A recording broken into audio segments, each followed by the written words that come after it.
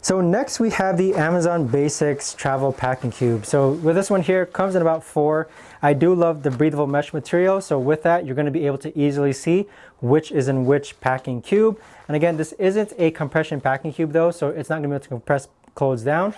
Now, if you open it up, we do have a wide open flap, which is what I like. I like to actually have the entire thing open rather than me reaching in. But if we go ahead and pack this up though, we'll just use one cube for now. So all these cubes are the same size.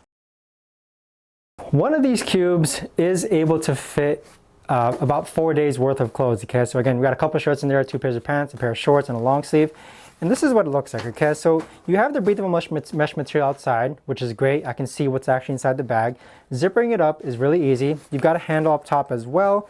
The flap itself, when you open it up, it opens up completely. It's not just a half open flap. So overall, I'd say I'm actually quite pleased with this Amazon Basics Travel Packing Cube. It feels durable, it's lightweight. Not much more to say about that, but rather all good things regarding the Amazon Basics Travel Packing Cube, I must admit. Let me see if there's any difference between the packing cubes. But yeah, they're all the same side. I'd say one thing that I wish I had was kind of like a dirty side to the packing cube, but in essence, because this comes in a pack of 4, you can just use an entirely different cube to kind of separate your dirty clothes with. So overall, very pleased with it, I must admit. But let's go ahead and move on to the next packing cube.